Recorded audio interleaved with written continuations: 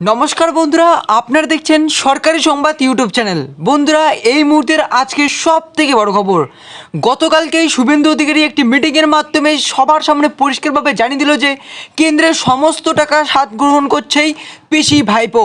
হ্যাঁ বন্ধুরা, আপনারা একদম ঠিকই শুনেছেন। শুভেন্দু একদম পরিষ্কারভাবে সবার সামনে প্রকাশ করে বললেন যে কেন্দ্রের টাকা লুট করছে পিসি এবং ভাইপো। আসুন বন্ধুরা, সেই সবাই আরও কি বলেছেন শুভেন্দু অধিকারী এক নজরে আমরা দেখে নিচ্ছি। পঞ্চায়েত নির্বাচন আসছে, তোলামূলকে চুরির লাইসেন্স রিনিউয়াল করতে হবে, তাই তোলামূল এখন বোমামূল হয়েছে, চারিদিকে বোমা বিস্ফোরণ করছে। আর মমতা ব্যানার্জি আজকে নাকি এগরা গেছেন 2.5 লক্ষ টাকার চেক দিতে, আর একটা করে ওই কন্ট্রাকচুয়াল হোমগার্ডের চাকরি দিতে। আমাদের আপত্তি নেই এতে। তা আমি বলি, মমতা ব্যানার্জি চেক দিতে আর সমবেদনা দেখাতে যাননি।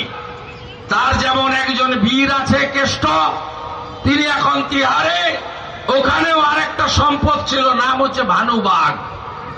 তিনি ভানুর বাড়িতে শ্রাদ্ধ খেতে গেছিলেন আজকে। ভানুবাগ ওনার অ্যাসেট। এইরকম অ্যাসেট গোটা পশ্চিম বাংলায় মমতা ব্যানার্জি তৈরি করেছে। গত 1 মাসের মধ্যে পশ্চিম বাংলায় রাজবংশী, নমশূদ্র, আমাদের হিন্দু ওবিসি, এদেরকে কিভাবে খুন হচ্ছে আপনারা তাকিয়ে দেখুন। একটা হলো কালিয়াগঞ্জ, একটা ক্লাস 12 এর ছাত্রী, দুঃখজনক রেজাল্ট বেরিয়েছে, এইচএস তিনি পাস করেছেন। তার মা বলছে এই সার্টিফিকেটটা মমতা ব্যানার্জির জন্য উৎসর্গ করলাম, তার দয়ায় আমার মেয়েটা চলে গেছে।